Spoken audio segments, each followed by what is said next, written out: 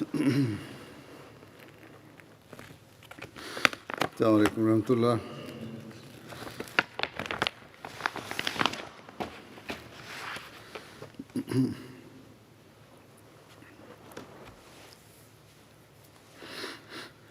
أشهد أن لا إله إلا الله وحده لا شريك له وأشهد أن محمدا عبده ورسوله أما بعد فأعوذ بالله من الشيطان الرجيم بسم الله الرحمن الرحيم الحمد لله رب العالمين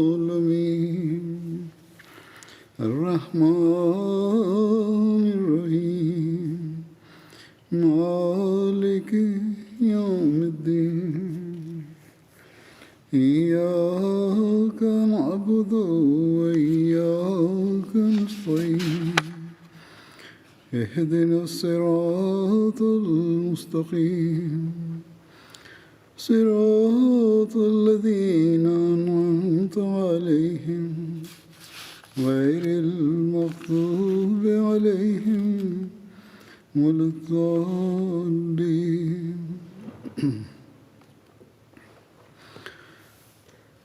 حضرت عمر رضی اللہ عنہ کا ذکر چل رہا تھا.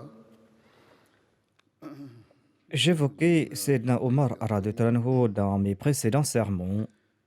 Je présenterai plus de détails à son sujet dans le sermon d'aujourd'hui. Zayd bin Aslam déclare que son père a relaté: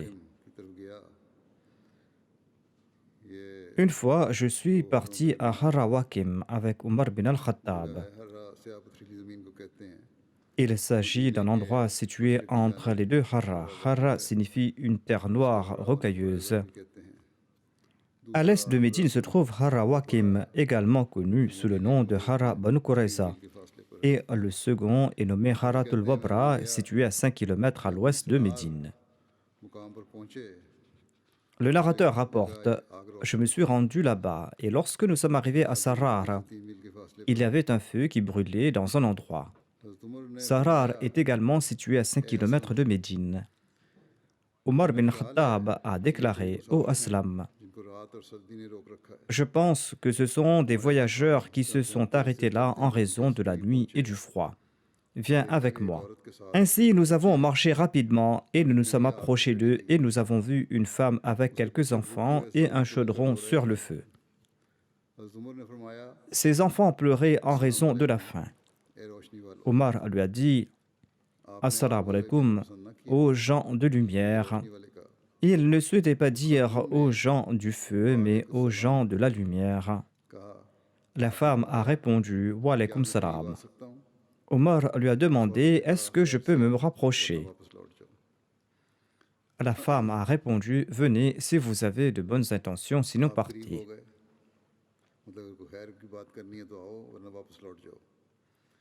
Cela signifie que si vous avez quelque chose de bien dire, vous pouvez venir, sinon vous devez repartir. Le calife Omar s'est approché. Ensuite, il a demandé: Qu'est-ce qui vous est arrivé?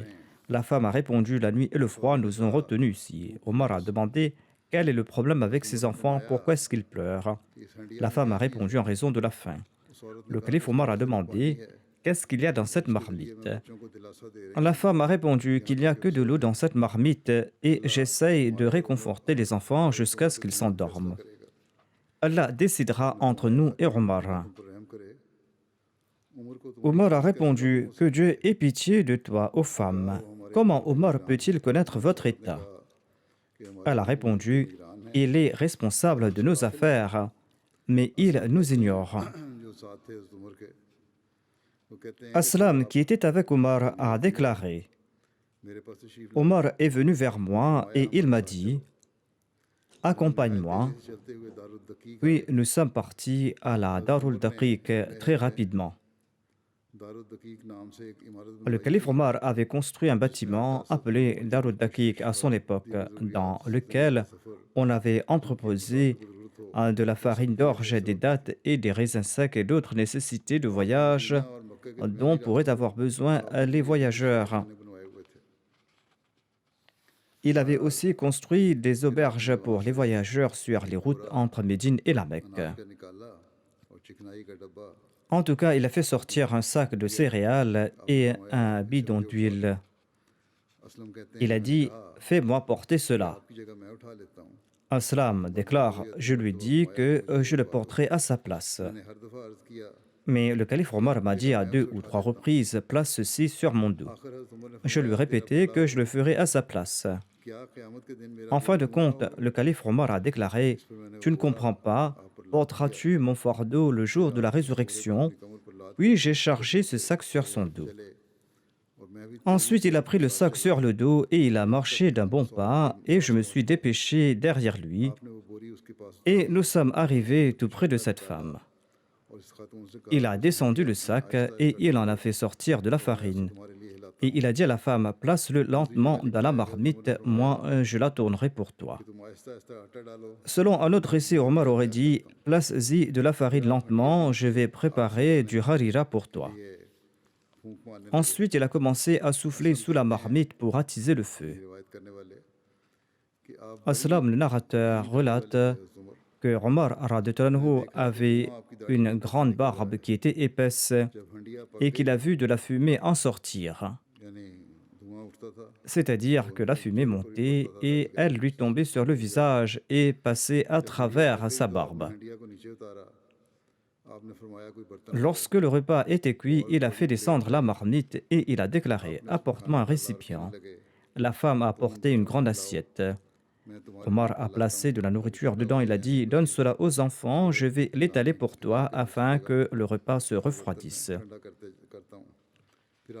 Et il n'a cessé de le faire jusqu'à ce que ses enfants aient mangé à leur faim et il leur a laissé ce qui restait. Aslam déclare, il s'est levé et je me suis tenu avec lui. La femme a dit qu'Allah vous accorde la meilleure des récompenses. Vous méritez plus de récompenses que l'émir des croyants. Le calife Omar a déclaré, dis de bonnes choses parce que lorsque tu iras voir l'émir des croyants, tu vas m'y trouver si Dieu le veut.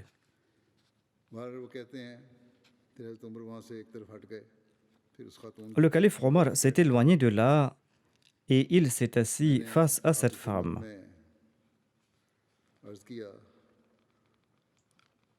Je lui ai demandé s'il avait autre chose à faire. Il ne m'a pas répondu jusqu'à ce que les enfants commencent à jouer entre eux et ils riaient. Ensuite, ils se sont endormis paisiblement. Le calife Omar radhiyallahu anhu a remercié Dieu et il s'est levé. Et il s'est tourné vers moi et il a dit, « Ô Aslam, ces enfants étaient éveillés et ils pleuraient en raison de la faim. Et j'ai voulu ne pas partir de là jusqu'à ce que j'ai vu l'état de confort que je venais de voir à l'instant. »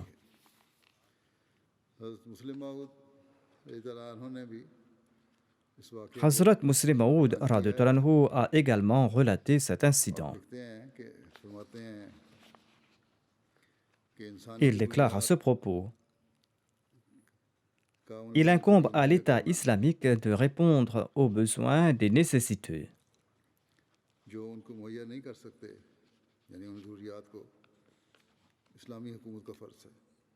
Il expliquait ici la responsabilité de l'État islamique. Il déclare, il y a un incident dans la vie du calife Omar à cet égard, un incident qui est très révélateur de la vérité. Une fois, Omar, le deuxième calife de l'islam, était parti faire une tournée pour savoir s'il n'y avait pas de musulmans qui souffraient. Il y a un village appelé Mirar à 5 km de Médine. Nos chercheurs disent que ce village se nomme Sarar et pas Mirar. Il se peut qu'il s'agisse d'une erreur d'écriture. Quoi qu'il en soit, le calife Omar a entendu des bruits de pleurs d'un côté. Il s'est rendu dans cette direction Et là-bas, il a vu une femme en train de cuisiner quelque chose et 2 ou 3 enfants en larmes. Il a demandé à la femme quel était le problème. Elle a répondu que ses enfants avaient faim et il n'y avait rien à manger. Et lorsque les enfants sont devenus impatients, il a mis une marmite sur le feu pour les réconforter afin qu'ils s'endorment. En entendant cela, Omar est immédiatement retourné à Médine. Il a pris de la farine, de la viande et des dattes et il les a mis dans un sac et il a dit à son serviteur de les mettre sur son dos. Le domestique a répondu: Je suis présent, je vais le porter. Le calife a dit: Tu pourras certainement le porter, mais qui portera mon fardeau le jour de la résurrection? En d'autres termes, c'était mon devoir de prendre soin de leur gagne-pain et j'ai failli à ce devoir. L'expiation de cela est que je dois porter ces effets moi-même et les emmener chez eux. Hazrat Muslim Maud écrit que les allocations sont accordées aux nécessiteux. Mais on ne doit pas déduire de cet incident qu'on offre ces aides à ces gens pour les rendre paresseux. Il déclare que l'islam enjoint l'aide aux nécessiteux et comme indiqué précédemment, l'islam élimine également la paresse et l'oisiveté. Ces aides ne sont pas fournies pour engendrer de la paresse et de l'oisiveté. Le but de ces aides de la part de l'État n'était pas d'inciter les gens à abandonner leurs emplois et leur gagne-pain. Ces aides étaient uniquement fournies à ceux qui vivaient dans la contrainte, sinon on empêchait les gens de mendier. Le calife Omar avait également l'habitude de prendre des mesures très strictes contre la mendicité. Non seulement qu'il nourrissait les affamés quand il les voyait et qu'il offrait quelque chose aux mendiants. Si le mendiant était en bonne santé, il prenait des mesures très strictes à son encontre. Une fois, Omar a vu un mendiant dont le giron était plein de farine. Il mendiait tandis qu'il portait une quantité de farine. Le calife Omar a pris cette farine et l'a placée devant des chabots. Et en vidant son giron, il lui a dit: Mendie maintenant. Cela prouve que les mendiants étaient contraints de travailler. Il signifiait par là que tu jouis d'une bonne santé.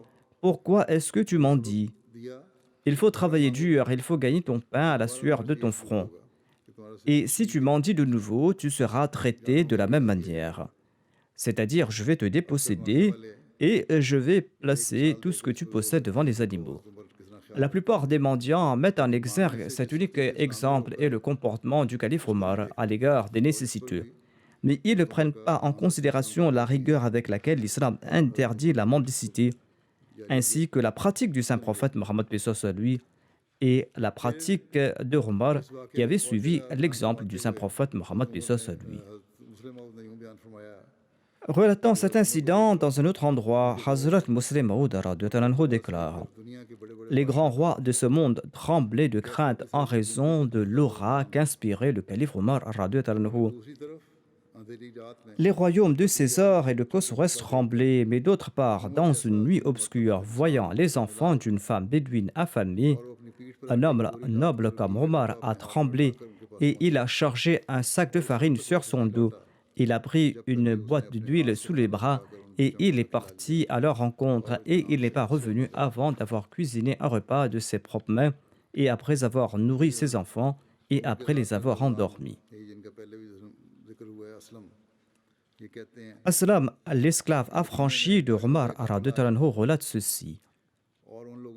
Une caravane de commerçants est venue à Médine et ils ont campé dans l'Idga. Omar a dit à Abdurrahman bin Auf: Souhaites-tu que nous assurions leur sécurité pendant la nuit? Abdurrahman a répondu à l'affirmative et tous deux ont assuré leur sécurité pendant la nuit. Et ils rendaient culte à Dieu. Quand Omar a entendu les pleurs d'un enfant, il est parti vers sa mère et lui a dit: Crains Allah et prends bien soin de ton enfant. En disant cela, il est retourné et il a de nouveau entendu les pleurs de cet enfant.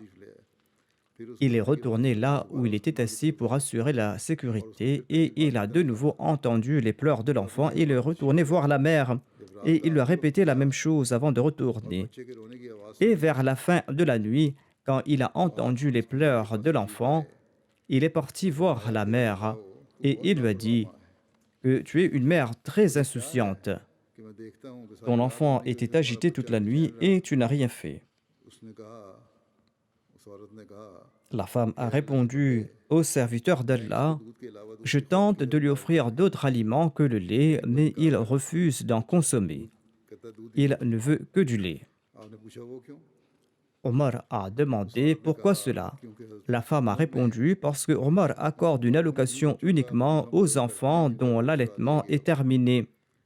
आपने पूछा तुम्हारे इस Le calife Omar a demandé quel est l'âge de cet enfant. इतने और इतने माह La femme a répondu tant et tant de mois. भला हो Omar a déclaré il ne faut pas le sevrer aussi rapidement. जब आपने लोगों को फजर की नमाज पढ़ाई Ensuite, le calife Omar a dirigé la prière de Fajr et sa récitation n'était pas claire en raison de ses pleurs. ने अपने आप से कहा उम्र का बुरा हो उसने Le कितनी calife Omar s'est dit malheur à Omar, il a tué tant d'enfants musulmans. हुक्म दिया Ensuite, il a ordonné aux gens d'annoncer कि अपने ne vous précipitez pas à sevrer vos enfants. हम इस्लाम में Nous allons fixer une allocation pour tout enfant qui naît en islam. वजीफा मुकर्रर करते हैं Le calife Omar a envoyé cet ordre dans tout l'empire musulman. इस वाक़े को हज़रत मुस्लिम मौद भी अपने अंदाज़ में बयान Hazrat Muslim Maud radhiyallahu anhu a relaté cet incident à sa manière. किया कोई वजीफा मुकर्रर नहीं किया था Le calife Omar radhiyallahu anhu n'avait initialement fixé aucune allocation pour les enfants allaités, ऐसा उनकी माओं को दिया जाए mais il a reconnu plus tard leurs droits et il a ordonné que leur part soit offerte à leur mère. कौम के वजूद में Auparavant, il pensait que tant l'enfant boit du lait, il ne participe pas à l'existence de la nation. C'est la responsabilité de sa mère.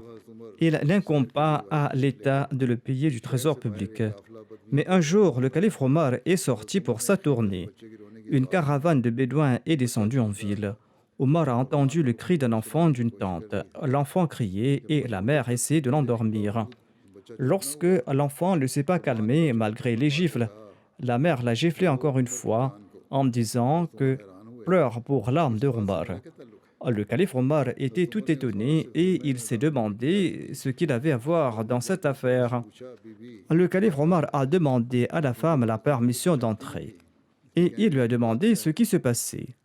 Comme elle ne connaissait pas le calife Omar, elle a déclaré que Omar a fixé les allocations pour tout le monde, mais il ne sait pas que les enfants allaités ont aussi besoin de nourriture. छुड़ा दिया है ताइस का वजीफा Je n'ai pas assez de lait et je l'ai sevré pour que son allocation soit fixée. से आटे की Le calife Omar est revenu à ce moment-là et il a sorti un sac de farine du trésor et il a commencé à marcher seul. चलते हैं L'homme qui était affecté à la trésorerie s'est avancé et il a déclaré « Je vais le porter pour vous ». Omar lui a dit « Laisse-moi tranquille, je vais le prendre moi-même. Quand je serai fouetté le jour de la résurrection, est-ce que tu vas répondre à ma place?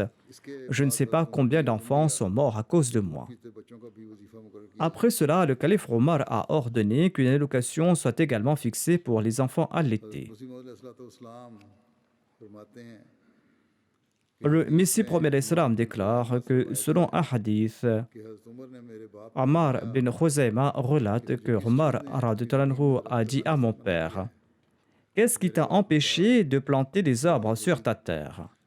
Il ne plantait pas d'arbres depuis un certain temps et il ne cultivait pas son verger पौधे नहीं लगा रहा ou il ne remplaçait pas les mauvais arbres par des nouveaux arbres. Mon père a répondu je suis vieux et je vais mourir demain. बस उसका À quoi cela me servirait de planter de nouveaux arbres? पर जरूर है कि दरख्त लगाए ये कोई दलील नहीं है Omar lui a dit tu dois certainement planter de nouveaux arbres. Ton argument ne tient pas la route. कि खुद मेरे Le rapporteur déclare ensuite j'ai vu le calife Omar planter des arbres sur la terre avec mon père. हज़रत मसीह मौद अलैहिस्सलाम ने ये वाक़या सुस्ती और कसलमंदी से बचने Le Messie premier d'Islam a relaté cet incident afin d'encourager les gens d'éviter la paresse et l'oisiveté. के पौधों के फल तुम खा रहे हो D'ailleurs, la génération présente est en train de consommer les fruits des générations passées. Il faudra aussi laisser quelque chose pour la génération suivante. कि हज़रत उमर रज़ियल्लाहु अन्हु Hazrat Muslim Maud radhiyallahu anhu déclare le calife Omar radhiyallahu anhu avait l'habitude de faire des tournées durant la nuit. Une fois, il était en tournée dans la ville quand il a entendu une femme réciter un poème d'amour. Il s'est renseigné durant la journée et il a su que son mari était absent depuis fort longtemps et qu'il était dans l'armée et qu'il était en campagne, à l'extérieur. Le calife Omar a ordonné par la suite qu'aucun soldat ne doit être en tournée pour plus de 4 mois. Si un soldat veut rester en dehors pour plus longtemps, il doit emmener sa femme avec lui. Sinon, au bout de 4 mois, l'officier de l'armée doit le forcer à rentrer chez lui. Selon les détails à propos de ce récit, il est dit que Omar a demandé à cette femme s'il n'avait pas des intentions pernicieuses, étant donné qu'elle récitait ses poèmes. La femme a répondu: Je cherche refuge auprès d'Allah. Omar lui a dit: Dites à cette femme de se maîtriser. J'envoie une lettre à son mari. Et il a envoyé un message pour qu'il soit rappelé à Médine. Ensuite, il a fait plus de recherches et, comme mentionné, il a ordonné qu'un mari ne reste pas plus de 4 mois en campagne, sinon sa femme et sa famille doivent l'accompagner.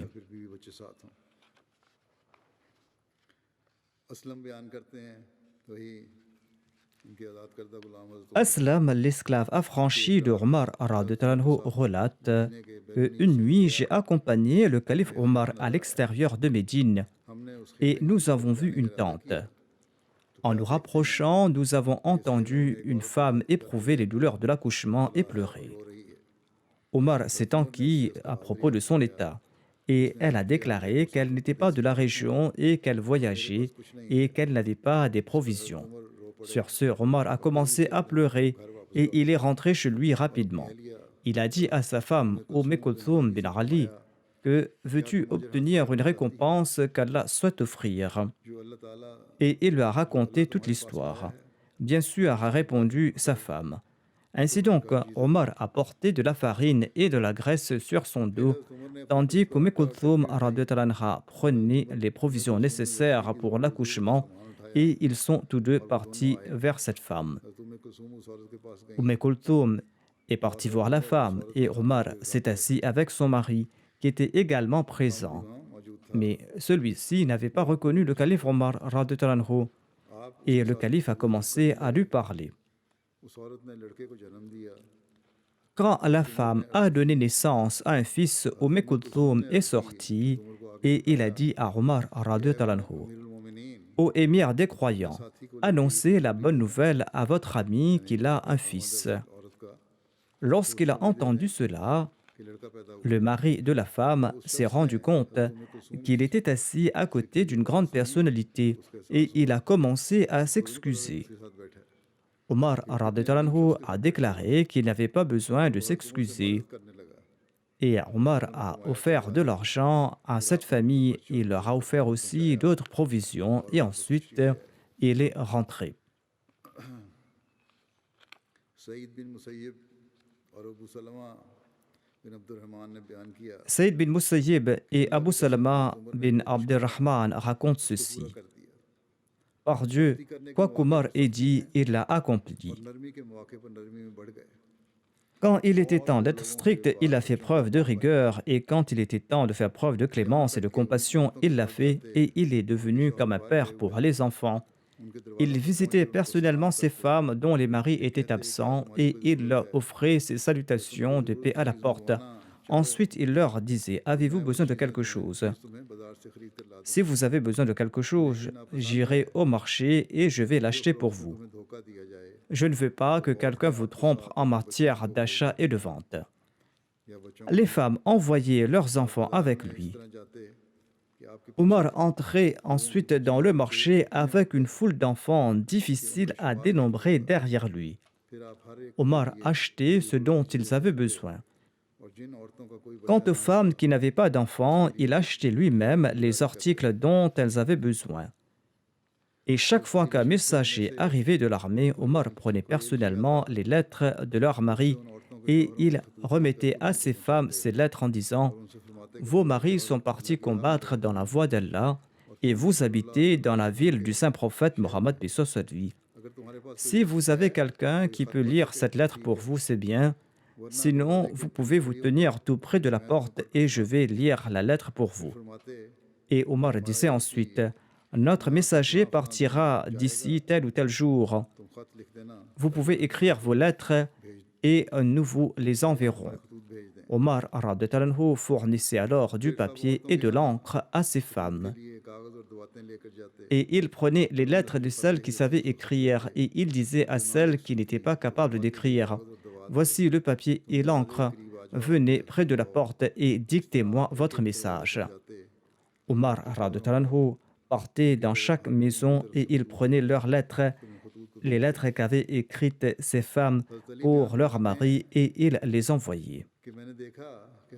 Ali radhiyallahu anhu relate: j'ai vu qu'Omar portait la selle d'un chameau et se dirigeait rapidement vers Abda. Abda est le nom d'un endroit situé tout près de la Mecque et de Médine. En le voyant, je lui ai dit: ô émir des croyants, où partez-vous? Omar radhiyallahu anhu a répondu: l'un des chameaux qui a été offert en aumône s'est enfui et je vais le chercher. Ali déclare que sur ce, j'ai dit au calife Omar radhiyallahu anhu: vous avez tracé des voies très difficiles à suivre pour les califes qui vont vous succéder. Le calife Omar radhiyallahu anhu a répondu: ô Abul Hassan, ne me critique pas. Je jure par celui qui a envoyé Mohammed sallallahu alayhi wa sallam comme prophète, même si un chevreau a disparu tout près de l'Euphrate, Omar aura des comptes à rendre à ce sujet le jour du jugement.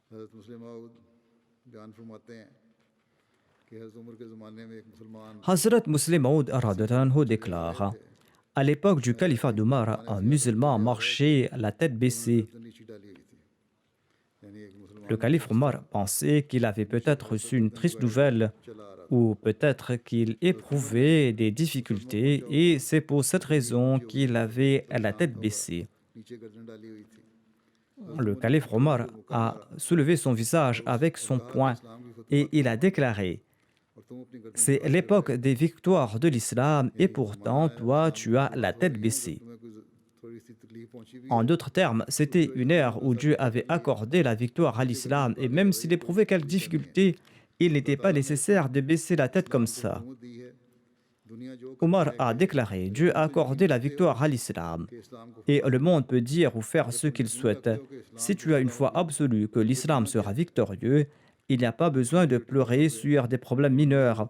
Et même si certains musulmans dans un endroit particulier ont subi des pertes, il n'y a toujours aucune raison de pleurer, il n'y a pas raison de s'inquiéter pour cela.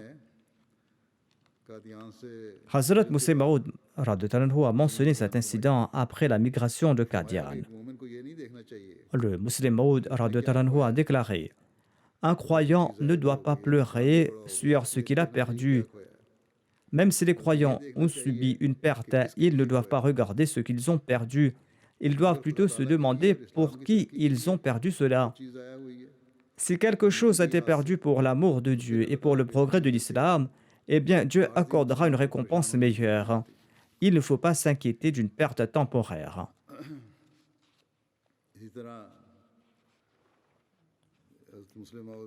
De même, le Muslim Maud a cité un incident bien connu de la vie du calife Omar. Et il en conclut que même si Omar a dû endurer des épreuves, cela ne le dérangeait pas et il a établi l'égalité que l'islam cherchait à établir dans le monde entier. Voici le récit de l'incident suivant. Il y avait un certain Jabala bin Ayham qui était un chef éminent d'une tribu chrétienne. Lorsque les musulmans ont commencé à conquérir la Syrie, lui et sa tribu ont embrassé l'islam et ils se sont rendus à la Mecque pour accomplir le Hajj. Au cours du Hajj, il y avait une grande foule et par mégarde, un musulman a marché sur le pied de Jabala. Dans certains récits, il est dit que le musulman a marché sur l'ourlet du djubba de Jabala. Étant donné qu'il se considérait comme un grand chef et qu'il y avait 60 000 personnes qui le suivaient, en fait, selon certains récits historiques, 60 000 était le nombre de ses soldats. Quoi qu'il en soit, un musulman partiellement vêtu a marché sur son pied et il était enragé chez le chef et il l'a giflé en disant: « Pourquoi m'as-tu outragé? Ne sais-tu pas qui je suis? Tu aurais dû reculer par respect, mais tu as marché sur mon pied avec impudence. » Après avoir été giflé, le musulman est resté silencieux, mais un autre musulman a pris la parole en disant: Es-tu conscient du fait que tu as accepté l'islam?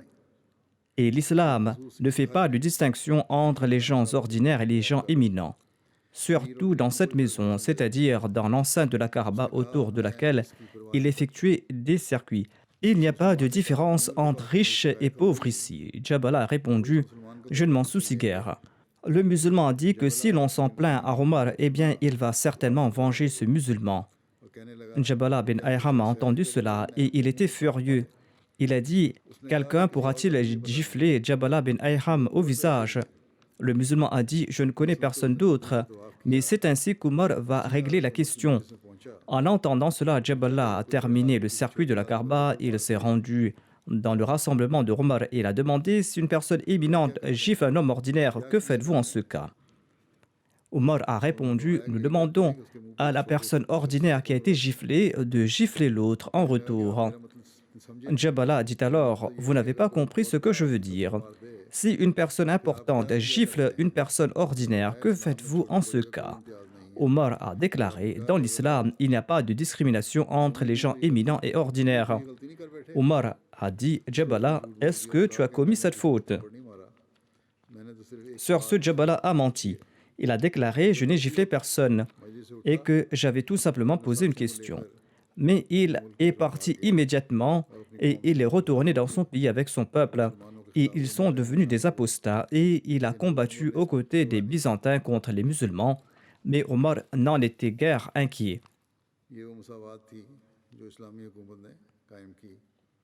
C'était là le niveau d'égalité établi par l'État musulman et c'est une leçon pour les gouvernements musulmans d'aujourd'hui. Inch'Allah, je vais continuer ces récits dans le prochain sermon. Je souhaite mentionner ici quelques personnes qui sont décédées récemment. La première personne est Abdul Wahid Waraich Saheb, qui était le président local de la Jamaat de Waldhurst en Allemagne. Il a servi comme Sadr national de la Khuddam al-Ahmadiyya et secrétaire national de Tarbiya en Suisse. Il est décédé le 12 mai dernier à l'âge de 41 ans des suites d'une maladie lors de sa descente, après avoir gravi avec succès le mont Everest et après y avoir hissé le drapeau de l'Ahmadiyya à son sommet. Inna lillahi wa inna ilayhi raji'un. Il laisse derrière lui sa veuve, 3 fils et 2 filles, ses 2 parents, un frère et 2 sœurs. Le président national de la Jamaat de la Suisse, M. Tariq Mudassar Saeb, écrit ceci. Depuis le début jusqu'à sa disparition, Abdul Wahid Waraich est resté un membre actif de la communauté. À la fois en tant que membre de la communauté et en tant que titulaire de poste, il était un Ahmadi exemplaire et loyal. Abdul Wahid Waraich s'acquittait toujours de ses responsabilités envers la communauté avec une grande humilité. Il n'y avait aucun signe d'arrogance en sa personne. Non seulement encourageait-il les autres à servir l'humanité, mais il a aussi prouvé par son exemple. Il s'était rendu en Afrique pour divers projets de l'association des architectes Ahmadi. Il a servi l'humanité là-bas. Et de nombreux jeunes ont suivi son exemple et sont partis en Afrique. Lorsqu'il a été nommé Sadr de la Khuddam al-Ahmadiyya, il cherchait de nouvelles façons pour mener à bien l'éducation et la formation morale de la jeunesse, afin de sauver la jeunesse de la tendance et des attraits matérialistes de l'Europe. Son sens de sacrifice financier était exemplaire. L'un de ses fils, Talha Waraich, étudie à la Jamia Ahmadiyya en Allemagne. Et l'Amir Saeb écrit qu'il a bien élevé ses enfants. Et c'est pour cette raison que son fils étudie à la Jamia. En bref, Feu Abdul Wahid Waraich était un Ahmadi exemplaire qui s'est acquitté de ses devoirs envers Dieu et envers sa création. Des non-Ahmadis ont également exprimé leur tristesse à l'occasion de son décès. M. Stephen Lord écrit « J'ai travaillé avec Wahid Waraich pendant de nombreuses années dans une entreprise appelée Swisscom, la plus grande entreprise de télécommunications de Suisse. J'ai travaillé avec lui et dans son équipe pendant environ 1 an. Mon respect pour lui n'était pas seulement dû à son aptitude dans son domaine de travail, mais surtout à cause de la manière dont il se comportait. Wahid Waraich a toujours fait preuve d'une excellente qualité morale et il aidait les autres. C'était quelqu'un d'honnête, une personne digne de confiance. J'ai aussi aimé lui parler des choses qui n'étaient pas liées au travail. Le missionnaire a écrit à son sujet qu'il possédait de nombreuses qualités.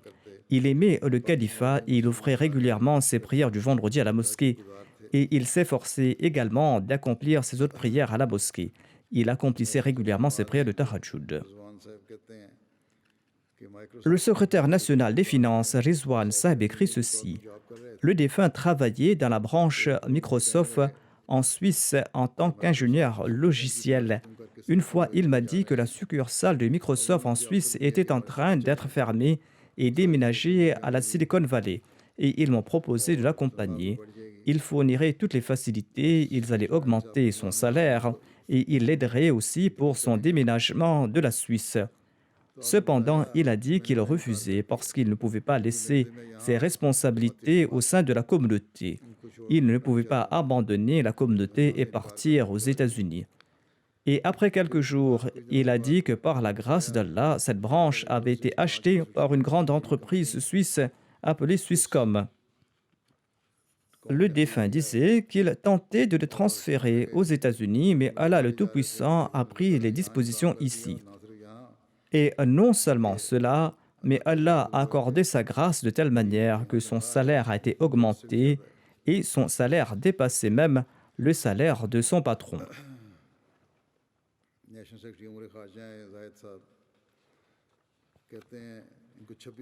Zahid Saheb, le secrétaire national des affaires externes, déclare « Je le connais depuis 26 ans. J'ai eu l'occasion de servir avec lui au sein de la Khuddam al-Ahmadiyya. Il était un individu très respectable et digne, régulier dans ses prières.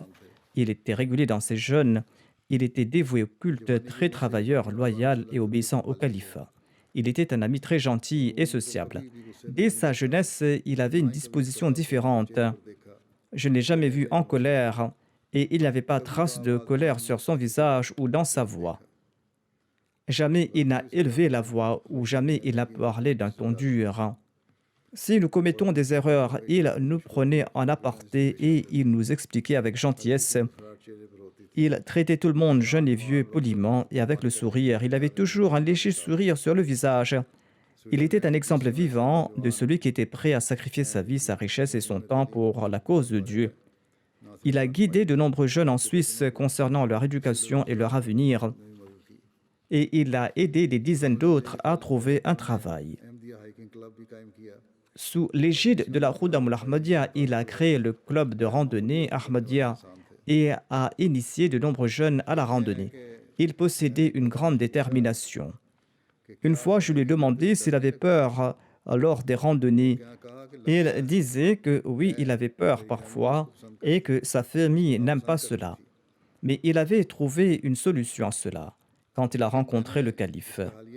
En effet, il est venu me rencontrer et il a suggéré que si le calife lui accordait la permission, alors il avait l'intention de gravir les plus hauts sommets du monde sur les 7 continents et d'y hisser le drapeau de l'Ahmadiyya sur chacun de ces sommets. Il a dit qu'il avait exprimé son inquiétude à l'idée que le calife ne lui donne pas cette permission. Mais en tant que calife, je lui ai donné la permission de le faire s'il en était capable. Et il a dit qu'en conséquence, si Dieu le veut, voilà ce qu'il allait faire. Ainsi, ce jeune homme n'a jamais regardé en arrière et il a travaillé sans relâche pour atteindre cet objectif. Et il a gravi les sommets les uns après les autres. Et il a pu hisser le drapeau de l'Ahmadiyya au plus haut sommet du monde, c'est-à-dire le mont Everest.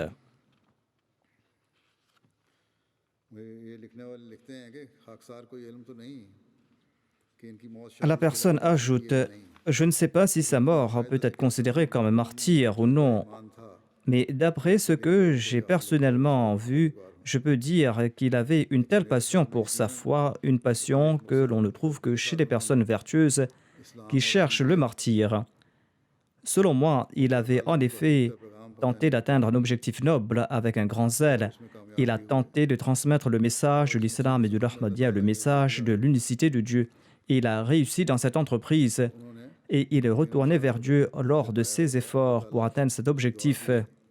Et certainement, il a mérité le rang du martyr. Nous prions également qu'Allah lui accorde le rang d'un martyr et qu'Allah le compte parmi les martyrs. Son père, Khadim Hussein Waraich, déclare: Nous avons vu que notre fils continuait à exceller et grimper une montagne après l'autre, et il n'a jamais regardé en arrière. Mes amis me demandaient pourquoi je ne l'arrêtais pas, parce que c'est un passe-temps très dangereux. Je répondais que même si j'essayais, il n'allait pas s'arrêter, parce qu'il a la passion de hisser le drapeau de la Jamaat sur tous les sommets du monde et de diffuser le message de l'unicité de Dieu. Un ami a écrit: Une fois, j'ai demandé à Sadr Saheb, c'est-à-dire le défunt Abdul Wahid Waraich, ce qu'il écoutait sur son téléphone en escaladant les montagnes afin de se motiver. Sadr Saheb m'a dit qu'il avait téléchargé les livres du Messie premier d'Islam et qu'il les écoutait pendant ses voyages. Il ajoute: Un jour, je lui ai demandé: Comment accomplissez-vous vos prières à une si haute altitude et dans le froid? Il a répondu: Cher missionnaire, je prends beaucoup de plaisir à prier sur les montagnes. Et je me souviens que les prophètes d'Allah faisaient leurs actes d'adoration dans la solitude des montagnes, à l'écart de l'ambiance de ce monde. Le missionnaire ajoute que Abdul Wahid Waraich m'a relaté qu'il devait monter le mont Delani qui se trouve au nord de l'Alaska. Il s'agit de la montagne la plus froide au monde. Lors de son ascension, son index s'est gelé. Et lorsqu'il a montré la plaie au médecin, celui-ci a dit que son doigt était complètement gelé. C'était comme si le doigt n'appartenait plus au corps. Le médecin a ajouté: Nous allons devoir amputer ce doigt tout de suite, parce que ce doigt n'était plus d'aucune utilité. Le défunt avait répondu: Il s'agit de l'index avec lequel nous témoignons de l'unicité de Dieu lors de la prière. Je ne vais certainement pas accepter qu'on me le coupe. Par la suite, par la grâce d'Allah, en raison des prières, son doigt est devenu tout à fait normal. Qu'Allah permette à ses enfants de perpétuer ses bonnes œuvres. En ce qui concerne ces qualités dont ont témoigné les gens, je suis également témoin qu'il excellait en celles-ci. Il mettait en application toute directive du calife et il ne se contentait pas de parler. Il faisait preuve d'une grande fidélité, d'une grande sincérité, une sincérité et une fidélité qu'il ne cessait de développer de jour en jour. Il faisait partie de ces personnes dont le départ laisse un grand vide. Cependant, comme je l'ai dit, son objectif était de hisser la bannière de la religion d'Allah et la bannière de son unicité sur tous les sommets. Et à cet égard, il a atteint cet objectif avec succès. Qu'Allah lui accorde son pardon et qu'Allah lui accorde sa miséricorde et qu'Allah élève son rang. La prochaine personne que je mentionnerai se nomme Amtul Noor Saheba, l'épouse du docteur Abdul Malik Shamim Saheb et la fille de Sahibzadi Abdul Rashid Begum Saheba et de Mian Abdul Rahman. Elle est décédée le 15 juin dernier à Washington, aux États-Unis. Inna lillahi wa inna ilayhi raji'un. Par la grâce d'Allah, la défunte faisait partie du système d'Al-Wasiyya. Elle était l'arrière-petite-fille du Messie premier d'Islam. Et de même, elle était l'arrière-petite-fille du premier calife de la communauté du côté maternel. Elle était la petite-fille de Hazrat Muslim Maud et de Hazrat Sayyida Amtul Hay Saheba.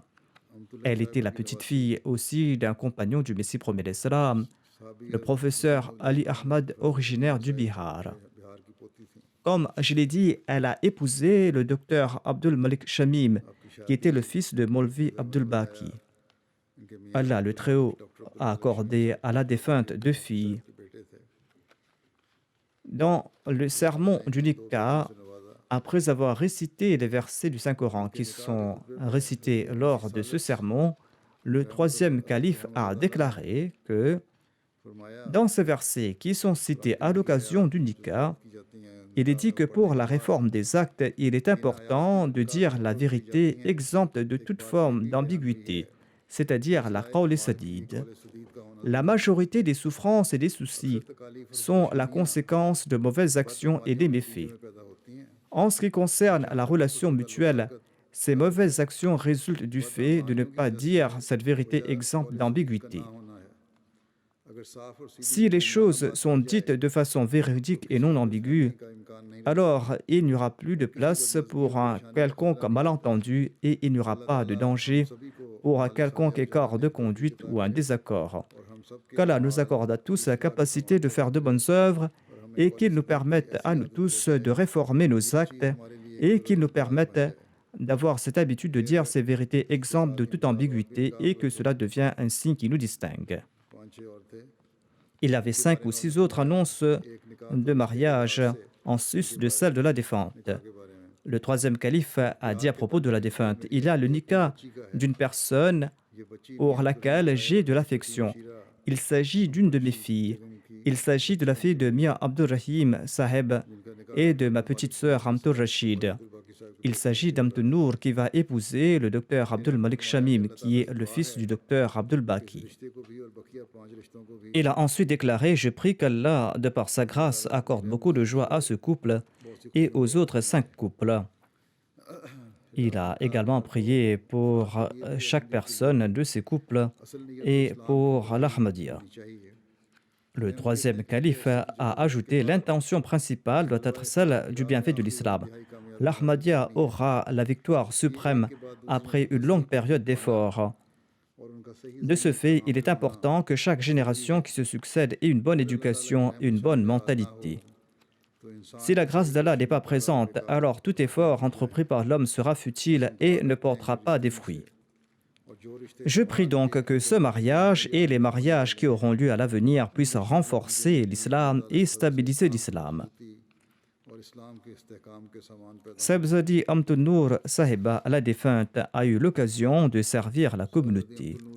Il a servi en tant que secrétaire national de la Tarbiya des États-Unis, en tant que vice-présidente nationale des États-Unis, de présidente Sadar locale des Lajna de Washington. Elle a également servi dans de nombreux comités. Sa fille aînée, Amtul Mujib Sahiba, écrit ceci. La défunte a toujours donné préséance à sa foi sur le monde. Elle avait une grande empathie pour tout le monde. Si ma mère pouvait aider une personne, elle le faisait de manière extraordinaire et elle était très soucieuse de ses actes d'adoration. En plus de ses 5 prières quotidiennes, à chaque fois que je me suis réveillé la nuit, je l'ai vu offrir la prière de Tahajjud. Le mari de la défunte Amtul Nour était décédé dans un accident de voiture. Et sa fille ajoute qu'après le décès de notre père, notre mère est restée veuve pendant 20 ans. Et même dans ces circonstances, elle avait une confiance complète en Allah. Elle était très reconnaissante et avait l'habitude de dire qu'Allah a accordé beaucoup de grâce et de bonté sur nous. Elle disait toujours qu'Allah nous a promis que si nous sommes reconnaissants, il nous accordera davantage. Nous devons être toujours reconnaissants envers Allah. Et elle avait un grand cœur et elle était imbue d'un grand sens de l'hospitalité. Et elle était emplie de sympathie et elle aimait la réconciliation.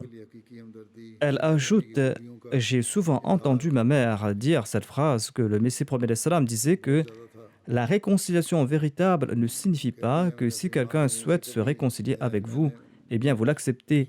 La véritable réconciliation consiste dans le fait de se réconcilier avec quelqu'un qui coupe les ponts avec vous. Ma mère recherchait les qualités positives chez toute personne de sa famille ou dans son entourage. Il s'occupait des membres de sa famille, des membres de la communauté et de ses voisins. Dès qu'un nouveau invité venait à la mosquée, elle le cherchait et s'asseyait avec cette personne pour discuter et lui souhaitait bienvenue. Tout le monde disait que la défunte était très aimante. Sa deuxième fille ajoute que la défunte portait un grand amour à l'égard des membres de la communauté, en particulier à ces personnes qui étaient nouvellement converties. Et les gens l'appréciaient beaucoup. Et elle souhaitait aider tout le monde. et elle appréhendait toujours le fait de rencontrer quelqu'un qui soit dans le besoin et qu'elle ne soit pas en mesure de l'aider. Amtul Basir, la sœur aînée d'Amtul Noor Sahiba, écrit: il y avait une sœur afro-américaine qui se prénommait Shakura Sahiba. Lorsqu'elle a accompli le pèlerinage à la Mecque, elle a vu en rêve la maison de Nushi, c'est-à-dire la maison de la défunte Amtul Noor, qu'on appelait Nushi, et elle a vu que la maison de la défunte se trouvait à la Mecque. La sœur afro-américaine Shakura est partie rencontrer la défunte, et la défunte lui a dit: je suis à votre service. Ce rêve signifiait que vous devez venir chez moi et je dois vous servir. Amtul Basir, la sœur de la défunte, ajoute que la sœur Shakura, qui est afro-américaine, est restée chez notre sœur Nushi pendant 18 ans. Et pendant 8 ans, la sœur Shakura était alitée et elle avait presque perdu la vue. Nushi s'est occupée d'elle et elle l'a dirigée également dans la Swala parce que la sœur Shakura oubliait ses prières. Moi-même, j'ai été témoin que la défunte s'est bien occupée de la sœur Shakura. Lorsque je suis parti aux États-Unis, la défunte avait emmené la sœur Shakura sur une chaise roulante pour me rencontrer. Et la sœur Shakura était elle-même très reconnaissante envers la défunte pour son aide. La défunte appréciait également la prédication et elle tentait d'une manière ou d'une autre d'introduire la communauté Ahmadiyya aux autres. Lorsqu'on lui demandait d'où elle était originaire du Pakistan, elle disait toujours qu'elle venait de Rabwa et de là débuter la discussion pour la prédication. Une famille juive avait accepté l'Ahmadiyya et l'une des femmes de cette famille se prénomme Ruqayya Assad. Elle a servi au sein de l'Amla nationale des Lajna des États-Unis. Elle dit que Amtul Noor avait une très belle personnalité et tout le monde en a profité. Toutes les personnes qui ont eu l'occasion de la côtoyer ont fait les éloges de ses qualités. Elle a conformé ses vœux et gestes aux enseignements de l'islam et de l'Ahmadiyya et c'est pour cette raison que les gens étaient impressionnés par elle. Elle était un modèle à suivre et elle avait réellement dédié sa vie pour éduquer les Lajna à la lumière des préceptes du Messie premier d'Islam. Elle participait dans tous les programmes et elle a toujours servi de façon bénévole. Elle a fait face à des difficultés et à des soucis en faisant preuve de patience, de persévérance et de détermination. Elle était un modèle à suivre à cet égard. Elle prêchait avec amour et sincérité et elle était à l'avant-garde pour s'occuper des nouveaux invités. Elle était un modèle à suivre à la fois pour les femmes jeunes et âgées. Cette dame ajoute: plus j'avance en âge, plus mon respect pour la défunte grandit. Nous disons que nous devons aider les créatures de Dieu, que nous devons nous occuper des nécessiteux. Et pendant de nombreuses années, la défunte s'est occupée des membres qui n'étaient pas de sa famille. C'est-à-dire qu'elle n'avait pas de temps pour elle et qu'elle servait les autres. D'autres femmes, en particulier des femmes d'origine afro-américaine, ont écrit qu'elle était très aimante à leur égard et qu'elle leur a beaucoup appris au sujet des préceptes de la Jamaat, qu'Allah permette à ses enfants de perpétuer ses bonnes œuvres et d'être toujours attachés à l'institution du califat. La défunte était très fidèle envers le califat et à mon égard, elle a fait preuve d'une obéissance indéfectible à l'égard du califat et d'une grande humilité. Qu'Allah lui accorde son pardon et sa miséricorde.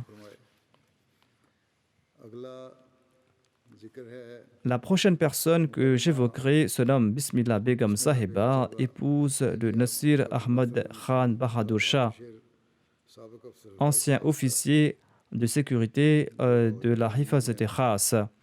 Elle est décédée le 14 juin dernier à l'âge de 84 ans en Allemagne. L'Ahmadiyya a été introduit dans sa famille par l'intermédiaire de son père, Chaudhry Mazharul Haq Khan, qui était originaire de Kadgari. Celui-ci avait eu l'occasion de travailler dans l'internat de Qadian.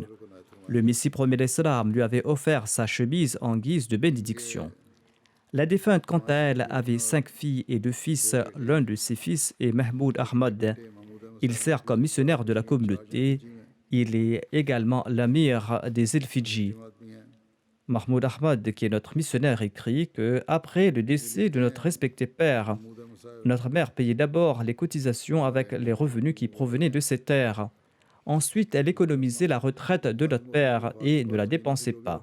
Avec cet argent, elle a fait construire une mosquée à Tahirabad et elle nous a toujours enseigné de rester attachés à l'institution du califat.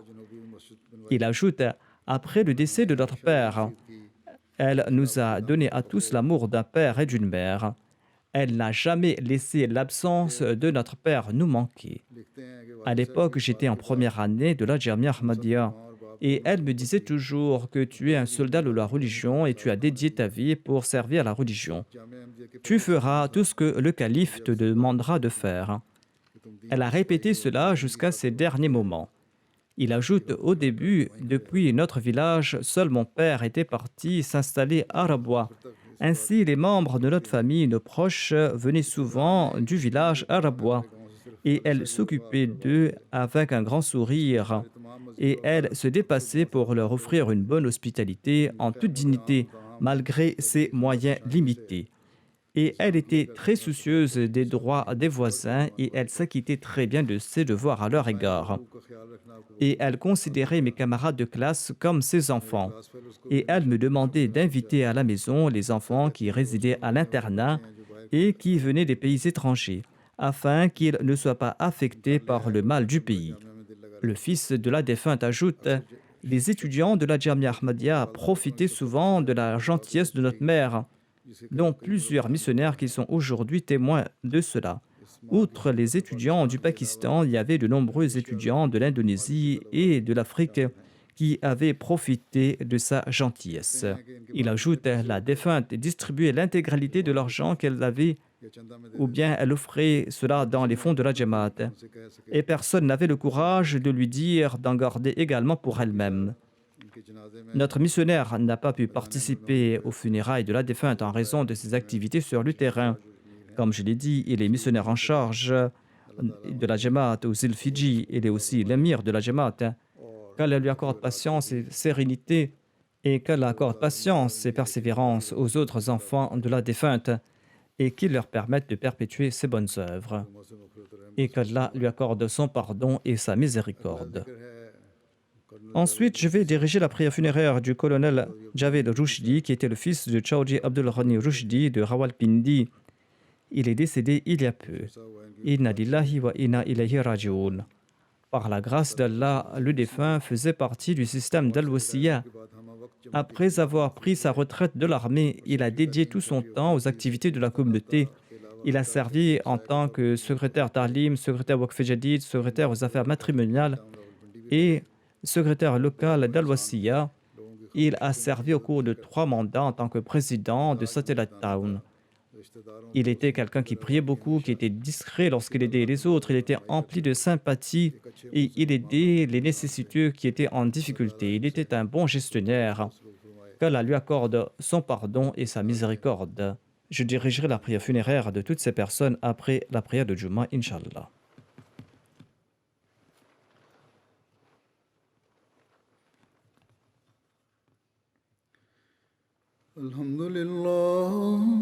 الحمد لله نحمده ونستعينه ونستغفره ونؤمن به ونتوكل عليه ونعوذ بالله من شرور أنفسنا ومن سيئات أعمالنا من يهده الله فلا مضل له ومن يضلل فلا هادي له ونشهد أن لا إله إلا الله ونشهد أن محمدا عبده ورسوله عباد الله رحمكم الله إن الله يأمر بالعدل والإحسان وإيتاء ذي القربى وينهى عن الفحشاء والمنكر والبغي يعظكم لعلكم تذكرون اذكروا الله يذكركم وادعوه يستجب لكم ولذكر الله أكبر